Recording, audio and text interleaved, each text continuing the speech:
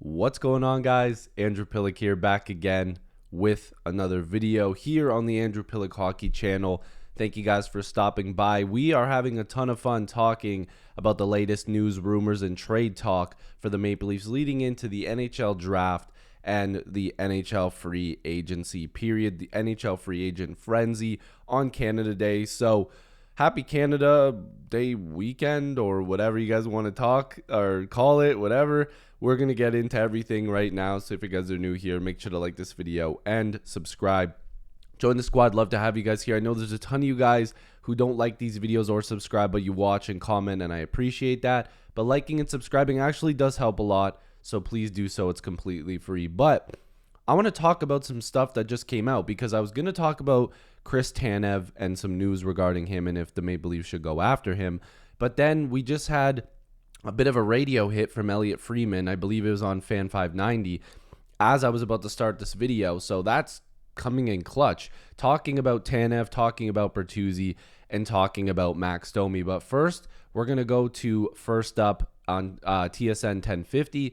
And it was Carlo Colaiacovo, who actually recently liked one of my picks. Not recently, but a couple of years ago. It was hilarious. It had to do with the Leafs. But I firmly believe that Chris Tanev will be a Toronto Maple Leaf. That was his main point. And Chris Tanev, as you know, is a free agent defenseman. The Maple Leafs have had discussions about trying to acquire him for a while now. I believe they tried to get him while Dubas was here. And of course, we've got Brad Treliving, former GM of the Calgary Flames, who also tried to get Chris Tanev, a guy that he's had before and signed before. And he should have had him last year, but the Calgary Flames, this past season, I should say, he should have had him, but the Calgary Flames didn't want to do business with him, and if they wanted to get Tanev and Zadorov, the price was going to be quite high, which, who knows? Those two guys on the blue line for the Maple Leafs this playoff could have been the difference between us, losing in the first round and making a bit of a run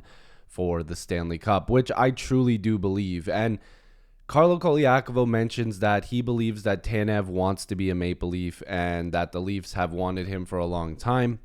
He's a hometown guy, and the Maple Leafs just didn't get him the last time. Again, like I said, about the politics with the trading and everything like that. So it seems like it's a perfect fit, but right now the going rate apparently for Chris Tanev is anywhere between the $4 to $5.5 million range, and the Dallas Stars apparently want to hold on to him. So I'd imagine that the number is at 5 for Tanev's camp, but the rumor is that he wants like a 4 or 5 year deal. And it looks like the market would be comfortable giving him 4 years. The talk that's out there, and Elliot Freeman even said it, is that if the Maple Leafs really want this player, they have to go to that 5th year. And I think even Carlo Colaiacovo brought it up. But a lot of people are like, whoa, I don't know about that. The reason why you give that additional year is the average annual value comes down. So if you're like Chris Tanev, we want to give you a 3-year, a 3-year deal. Sorry guys, I'm getting over something here.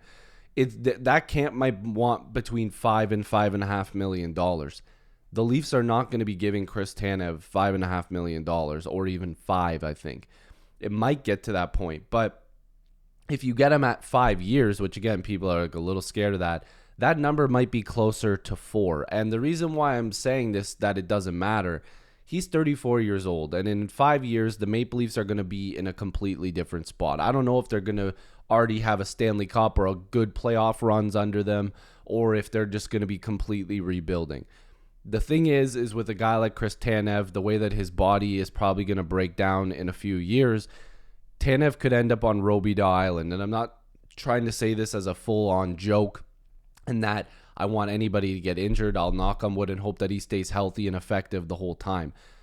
But the Maple Leafs could be like, look, man, you're banged up, you're hurt. In a few years, you're going to end up on LTIR. The Leafs will just pay out that money. It doesn't count against their cap hit. Clean piece of business. It only ends up being like a 3 or 4 year deal anyways, and the Leafs just pay out that money. A lot of teams can't do that, but the Maple Leafs could do that. And even Carlo Colaiacovo brought up the fact that they could just front load the deal with bonuses and stuff like that, so the payouts and whatever are going to be way at the front. And if they have to trade him in that 4th or 5th year, teams acquiring him won't have to pay that bonus and anything like that. So That's where I stand, where I think the Maple Leafs now are in a spot, where in the next few years, they need to take risks like this, especially for defensemen that, block shots and does a lot of good things, because they need to win in the next few years. They have to. They need to win in this Austin Matthews, William Nylander, and potentially Mitch Marner era, and Johnny T, who will likely still be here. He'll probably take a haircut on his next contract, like a substantial haircut, and the Leafs might try to keep him as well, which I'm not saying is going to happen or it should happen, but it could potentially happen. But you have to take these swings now. If you want to get better on the blue line, I know it's going to hurt for the fourth and fifth year, but it might not end up even getting to the fourth or fifth year, because he might end up with Roby Island. He blocks a ton of shots. I mean, the dude has blocked shots with his face before, and he's really solid defensively. The Leafs need a couple right-handed shot defensemen. If they could get a combination of Tanev and Pesce, or Tanev and Roy, or Roy Pesce, they need to do it. They need to go out there and do it. Now, moving on from Chris Tanev, there was some talk about Tyler Bertuzzi, and basically it was kind of brief. They were saying, as of this moment, Bertuzzi is probably gone. He's probably not going to be re-signing with the Maple Leafs, and that kind of sucks. The only thing is that Elliot Friedman said things can change every 5 minutes, but Bertuzzi signing a long-term deal here actually probably would have been decent. You're looking, again, $4.5 to $5 million probably on a longer-term deal. I think the Leafs would have done it had they already traded Mitch Marner or had the cap space. I think they would love to hold on to Tyler Bertuzzi. But if there's been rumors that they're interested in Jake DeBrusk and he comes in a little cheaper or at the same price tag, they might want Jake DeBrusk. He might be that Craig Berube style player. But I know you don't want to keep running it back. But in my head, you finally found guys that can play on the first line with Austin Matthews, Bertuzzi, and Domi. And now likely both of them are going to be gone. Now, the Domi stuff we'll talk about in a second. But if you trade Mitch Marner, you got to keep those two guys, in my opinion.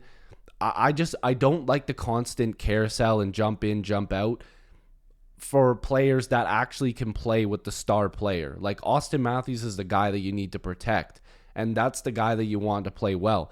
Bertuzzi and Domi actually played really well with Austin Matthews, and I liked that chemistry. You got to hold on to certain guys and say, these are the guys that play together permanently. So it looks like maybe next season, especially if Marner goes, you'll likely have Nylander playing with Austin Matthews if they can hold on to Max Domi, which we'll get to in a second. But again, don't count out Bertuzzi just yet. It's just the early reports here saying that he's going to test free agency. And again, Max Domi might also do the same thing. If you look at his last contract, and you see he signed the $3 million deal matching his previous contract with the Chicago Blackhawks. He signed a 1-year deal worth $3 million with the Maple Leafs. And Max has made it very clear that he wants to stay here. And Elliot Friedman said the price tag for him might be 40 years at $4 million per. I'm not against that. I'm wondering if the Maple Leafs can stretch that to 5 years and get that number down to like 3.8, maybe 3.7, maybe a little bit lower. I don't know. But I think Domi played really well with Austin Matthews. Again, if like we go down to his points here, like he ended the year really well. 47 points in 80 games. He had 4 points in the playoffs as well. He had a ton of assists. He almost scored 10 goals. He had 9 of them. He just looked like a completely different player. He was very, very good with Austin Matthews. And I'd like to see them stick together. If you're going to bring back one of the two, I think Domi complimented Matthews a little bit more. And, you know, he is also that Craig Berube style player. I just think you got to keep one of them because Matthews was good with both of them. Domi a little bit more, and Domi wants to play here. So I think he would be more inclined to take a little bit of a haircut because of the fit. I think it's just a good fit. He's always wanted to come here. He's literally used to ask, their camp used to ask Kyle Dubas about sticking here or playing here, and they always said they weren't interested. He comes here, plays really well with Austin Matthews, and gets one of his highest point totals in the NHL so far. I think it's like second or third highest point total. And when a lot of people thought that maybe he was a little washed up and that he wasn't really the same player that he was touted as. I mean, the guy scored like 30 goals before, 28 goals with the Habs, right? He can put up numbers. He did really well with the Coyotes at one point as well. So that player is still there. That mind of pass first is still there, even though sometimes it drove us nuts. He needs to shoot the puck a little bit more. I think even Matt Sundin said that to him, like, you got to shoot the puck. But that's kind of the update on some guys here. Tanev, it's very interesting. I know Dallas wants to hold on to him. Bertuzzi looks to be gone at this moment. And Domi, nobody really knows what's going on. So let me know your guys' thoughts down below. If you are new here, make sure to like this video and subscribe. Like I said, it is free to do so, so please do so. And yeah, I appreciate you guys as always, and hopefully I'll see you in the next video or stream. Go Leafs go. Peace.